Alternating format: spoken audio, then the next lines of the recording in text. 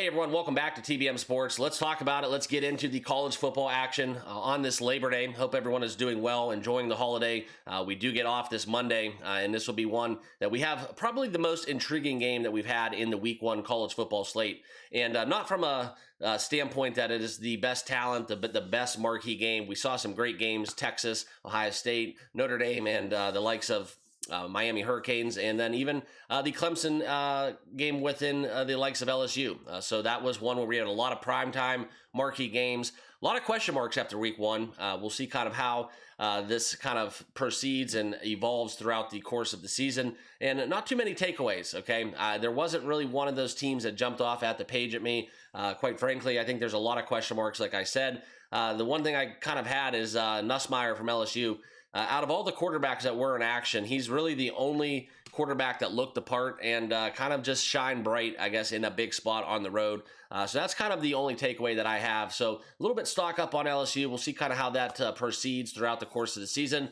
It's never a good thing when you do back Brian Kelly, as he does obviously have a lot of question marks there for the Tigers. And for all things considered, the Alabama game on their schedule doesn't look too daunting after Alabama just got basically taken out back behind a woodshed against the Florida State Seminoles. And that's kind of what I'm looking forward to. So how far can LSU go? Some people may have them 1, some people may have them 2 behind the Buckeyes. So leave a comment down below. Who is the best team in the country after your week 1 observations? Very curious to hear your guys' takes. And let's get into the action. All right, I'm going to handicap the game between TCU and North Carolina. And like I said, this is probably the most intriguing game that we've had thus far. Bill Belichick coming to town, and the Tar Heels are hosting TCU. But this is something where you talk about kind of the personnel from a coaching standpoint that really does have all eyes on the Tar Heels. Okay, so let's get into it. If you have not hit that like button, please hit that like button and subscribe to the channel. And we'll talk about this on Outlier, as this is my go-to for breaking down the action.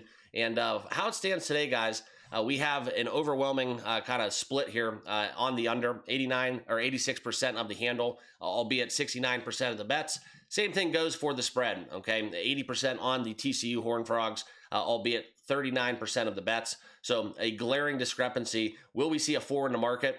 Who knows? Right now, the odds are showing that we are getting a little bit of action in the opposite direction. So if this game closes at a 3, if it closes at a 4, time will tell, okay? And I think that we look at it, everybody and their brother kind of recovering from some losses, looking at this game.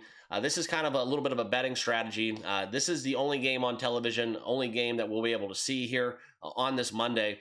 Just because it's the only game doesn't mean that we have to do anything crazy, okay? If this game was being played on a normal, traditional 3:30 slate on a Saturday, okay, you may not even been watching this game, but now we get the primetime action. Well, let's talk about kind of what we have going on from an X's and O's standpoint and why this is relevant. And I will give my official play towards the end of this video, okay? So as we look into the game, you're going to see here, like I talked about, 3.5 in favor of TCU. We'll talk about kind of the total, which I do think is most relevant and the best way to approach this game, set at 55.5. Have seen some movement as it has ticked down from an open of 58.5.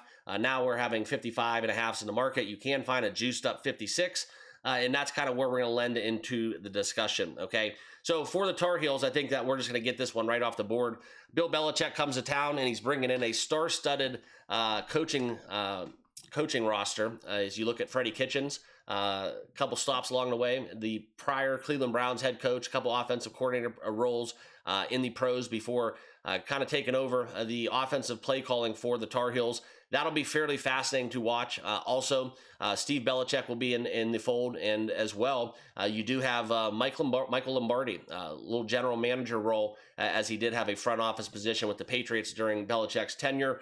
And I think they have 70 kids they brought in to kind of revamp this North Carolina roster. So, like I said, a lot of question marks. We're not going crazy on this game. I think this one is the most intriguing matchup that we've had, just to see kind of what Belichick's going to do for North Carolina, okay? But they are hosting TCU. This will be played in Chapel Hill. TCU, fresh off a 9-4 season last year, 6-3 in conference. And the Tar Heels, 6-7. Not the best year. Obviously, that's why they did the overhaul. And what better way to do it than bring in probably one of the best coaches of all time? We're not going to get into the debate. Was it the chicken or the egg? Was it Belichick? Was it Brady? all things considered, you got to tip your cap.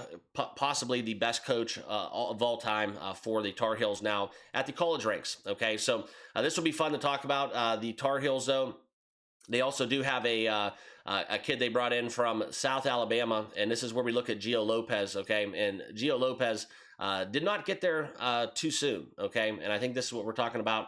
Very late arrival to the Tar Heels campus, so not a lot of time to pick up the system. I don't think this is going to be something with familiarity where it's going to be a glaring kind of advantage for the Tar Heels. He is very dynamic, and I think this is something where you talk about a lot of the action we will have for him at the helm.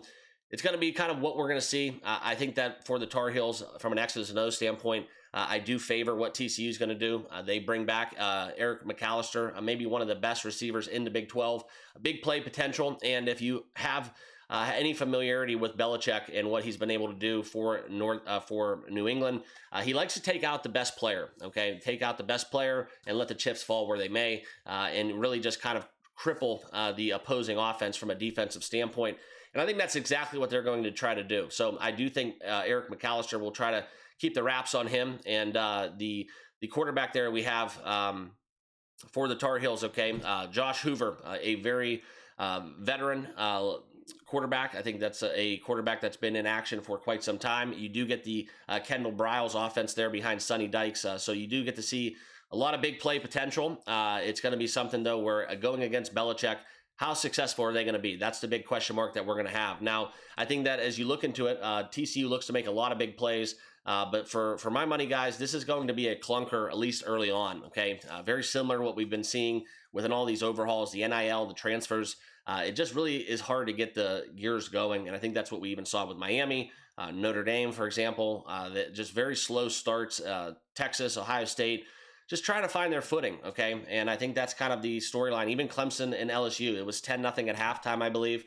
Low-scoring game there. I think it was, unfortunate for the Clemson backers, but still, very low first halves. That has been my takeaway. And I think that's what we get here on this Monday, okay? So I do think that if you wanted to play the first half, the full game, that's where I would kind of stack up. I think that the full game total, though, is how I'm going to approach this. And what I'm going to share with you guys here is the data here from Outlier. If you wanted to get involved with the 56, a flat 56, you can find that still available on Bet365 at the top right of your screen. Minus 135 is that number. At 55.5, though, I still like it, and that's kind of where you can look into a very low-scoring game. That's going to be my best bet for the TCU North Carolina game. 55.5 is the official play. If it falls on 56, we'll tip the cap, but I'm not going to lay minus 140 almost on a alternate total. So we will be taking the minus 115 number here with the 55.5 going under. I do think that this will continue to climb down. Would not be shocked if this did not close at 54, and that's kind of how I see it stacking up. So my official best bet is North Carolina TCU. We're going to go under 55.5, and if you wanted to get a piece of the first half number at 28, I don't really, quite frankly, think we get there. And if we do get 4 touchdowns on both collectively between both sides, then we push. I just don't think 28 is going to be a number that they surpass in that first half. Okay, the Tar Heels, they're going to look to run the football. Okay, and when you do run the football, the way the clock is in college football, it keeps on running. So I think they're going to try to establish the run early. I think that TCU will also try to establish a run, and with Bill Belichick probably taking out the big play threat from Eric McAllister, I do think this is going to be a continued clock. We're going to see a lot of runs right up the middle, and this is kind of where I see the total being very low in this game. So the best bet for the Horned Frogs and the Tar Heels, we're going to go under 55.5. Let's enjoy this. We'll be back. We'll have week 2 action coming up very shortly. If you guys have not liked, comment, and subscribe, please do that right now. And yeah, let's enjoy the Labor Day, enjoy the time off, and we'll see you guys all tomorrow as we break down what we have going on in the MLB and the week 2 college football, and let's talk about it, the week 1 NFL action. So this will be a fun one. Enjoy it, and good luck out there. Let's cash some tickets. We'll talk to you guys soon.